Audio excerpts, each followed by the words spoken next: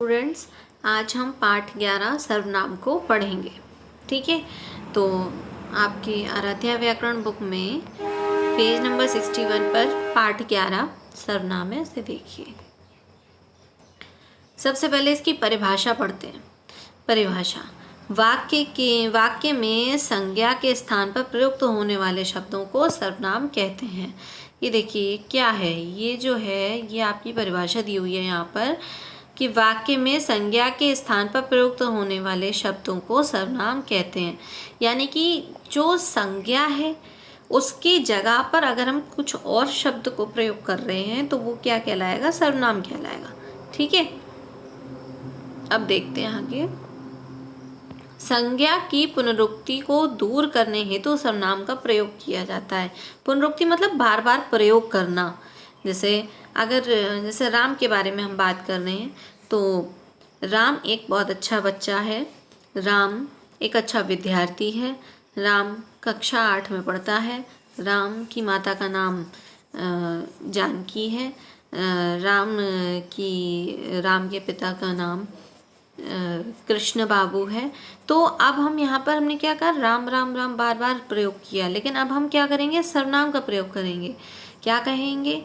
राम एक बहुत अच्छा बच्चा है, वह बहुत अच्छा विद्यार्थी है, उसकी शब्द जो आ गया उसके लिए आया है यहाँ पर, राम के लिए। उसकी माता का नाम जानकी है, उसके पिता का नाम कृष्ण बाबू है। तो यहाँ पर क्या किया हमने? राम को हटा के उसकी जगह कोई नया शब्द प्रयोग किया, उसे सर्वनाम कहेंगे। ठीक है, अब देखिए, आज पिंकी का जन्मदिन है, उसकी माँ उसके लिए तरह तरह के पकवान बना रही है, उसने शाम को अपनी सभी सहेलियों को बुलाया है, इस अवसर पर वह अपनी दीदी को भी बुलाएगी जो गाजियाबाद में रहती है। उपरोक्त गद्यांश में पिंकी के विषय में कुछ बातें लिखी गई हैं। रंगीन अक्षर पिंकी के स्थान पर प्रयोग किए गए हैं। यदि हम इन सभी शब्दों के स्थान पर पिंकी के शब्द को ही प्रयोग करें तो यह गद्यांश बहुत ही अटपटा लगेगा। अतः सर्वनाम शब्द ही है जो गद्यांश को स्वाभाविक और पठनीय बना रहे हैं। सर्वनाम का प्रयोग होने के कारण वाक्यों में सहजता और सरलता आ गई है। अब क्या है? इसमें सर्वनाम के भेद हैं। Kinds of pronoun. सर्वनाम के निम्नलिखित 6 भेद होते हैं। कौन से 6 भेद हैं? पुरुषवाचक सर्वनाम हो गया, निश्चयवाचक सर्वनाम हो गया, अनिश्चयवाचक सर्वनाम हो गया, संबंधवाचक सर्वनाम हो गया। और आगे के हम दूसरे पेज पर पढ़ेंगे। तो पहले हम पुरुषवाचक सर्वनाम को पढ़ लेते हैं, वो है पर्सनल प्रोनाउन। वार्तालाप करते समय 3 पक्ष प्रयुक्त होते हैं। पहला है बोलने वाला, फिर सुनने वाला और अन्य, जिसके बारे में बात की जा रही है। तो इसी आधार पर हम पुरुषवाचक सर्वनाम के 3 उपभेद होते हैं, उनको पढ़ेंगे। पहला उत्तम पुरुष, दूसरा मध्यम पुरुष और तीसरा अन्य पुरुष। तो सबसे पहले उत्तम पुरुष होता है, उसे इंग्लिश में फर्स्ट पर्सन कहते हैं, मध्यम पुरुष को सेकंड पर्सन कहते हैं और अन्य पुरुष को थर्ड पर्सन कहते हैं। तो उत्तम पुरुष क्या है? बोलने वाला या लिखने वाला व्यक्ति अपने लिए जिन सर्वनामों का प्रयोग करता है उन्हें वे उत्तम पुरुष सर्वनाम कहे जाते हैं, जैसे मैं, हम सब, हम लोग आदि। ठीक है, अब मध्यम पुरुष जिससे बात की जाती है या जिसके विषय में कुछ लिखा जाता है अथवा जिसे संबोधन करके कुछ कहा जाता है, उसके नाम के बदले प्रयोग किए जाने वाले सर्वनाम मध्यम पुरुष कहलाते हैं, जैसे तू, तुम, आप लोग, आप सब, तुम सब आदि। ऐसे ही अन्य पुरुष वक्ता या लेखक, वक्ता यानी बोलने वाला और लेखक यानी लिखने वाला, सुनने या पढ़ने वालों के अतिरिक्त अन्य व्यक्तियों के लिए जिन सर्वनामों का प्रयोग करते हैं उन्हें अन्य पुरुष सर्वनाम कहते हैं, जैसे वह, वे लोग, वे सब। ठीक है, इन्हें, उन्हें। ठीक है, अब आ गया निश्चयवाचक सर्वनाम। जो सर्वनाम निकट या समीप के व्यक्ति या वस्तु की ओर निश्चय पूर्वक संकेत करें उन्हें निश्चयवाचक सर्वनाम कहते हैं, जैसे यह, ये, वह, वे, इन्हें आदि। अब इसके उदाहरण है, वे क्या है? गुप्ता जी का घर यह नहीं वह है। तो इस तरीके से यह, वह, वे जो प्रयोग किए जाते हैं वो निश्चयवाचक सर्वनाम होते हैं। जैसे अब मैं इस रिमोट के बारे में बात कर रही हूँ तो यह रिमोट, तो मैं इसी के बारे में बात कर रही हूँ, इसको निश्चय बता रही हूँ कि यही वो रिमोट है जिसके बारे में मैं बात कर रही हूँ। ठीक है, तो ऐसे ही हो गया। अब आ गया अनिश्चयवाचक सर्वनाम। ये होता है इनडेफिनेट प्रोनाउन।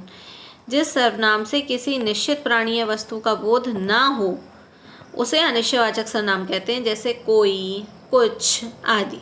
ठीक है, कोई आ रहा है, तुम कुछ छुपा रहे हो, तो इसमें कुछ डेफिनेट नहीं हो पाया ना कि कौन आ रहा है और क्या छुपा रहे हैं, तो ये अनिश्चयवाचक सर्वनाम हो गया। ठीक है, अब आ गया संबंधवाचक सर्वनाम। अब इसमें क्या होता है, रिलेटिव प्रोनाउन। जिस सर्वनाम से अगले या पिछले उपवाक्य के संज्ञा या सर्वनाम से संबंध ज्ञात हो तो वहाँ पर क्या होता है, संबंधवाचक सर्वनाम होता है। जैसे अथवा जो प्रधान उपवाक्य के उसके आश्रित उपवाक्य को जोड़ता है उसे संबंधवाचक सर्वनाम कहलाता है। जैसे जिसकी लाठी उसकी भैंस, तो यहाँ पर क्या है, जिसकी उसकी। ऐसी जो मन लगाकर पढ़ता है वही पास होता है, वही सफल होता है। तो जो वो, ठीक है, जो वही।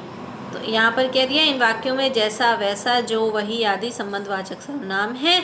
ये सर्वनाम एक प्रायः जोड़ों में प्रयुक्त होते हैं। ठीक है, अब देखिए इसमें हम प्रश्नवाचक सर्वनाम को भी पढ़ लेते हैं। इसे इंटेरोगेटिव प्रोनाउन कहते हैं। जो सर्वनाम किसी प्राणी या वस्तु के विषय में प्रश्न पूछे जाते हैं या उनके लिए प्रयुक्त होते हैं उन्हें प्रश्नवाचक सर्वनाम कहते हैं। जैसे कौन, क्या, किसने, कैसे, कहाँ। ठीक है, कौन सा, जैसे कौन सी पुस्तक लाऊं, या रुपए किसने चुराए। ठीक है, तो यहाँ पर कौन सी और किसने जो है वो प्रश्नवाचक सर्वनाम है। अब निजवाचक सर्वनाम, इसे कहते हैं रिफ्लेक्सिव प्रोनाउन। जो सर्वनाम तीनों पुरुषों में निजत्व का बोध कराते हैं उन्हें निजवाचक सर्वनाम कहते हैं। जैसे स्वयं, आप, खुद, अपने आप आदि। ठीक है, मैं स्वयं चला जाऊंगा, तुम अपना काम स्वयं करो, वह अपने आप चला जाएगा। ठीक है, तो आज हमने ये सर्वनाम क्या होता है उसकी परिभाषा को पढ़ा। ठीक है, उसके बाद सर्वनाम को पढ़ा कि सर्वनाम क्या है और सर्वनाम के पांचों भेदों को पढ़ा है। अब हम कल सर्वनाम और उसके कारक चिन्हों को प्रयोग करते हुए वाक्यों से इनके प्रयोग को सीखेंगे। ठीक है, और ऐसी एक्सरसाइज वर्क को भी करेंगे। ठीक है, तो आज के लिए इतना ही, इसको रिवाइज कीजिए। Thank you.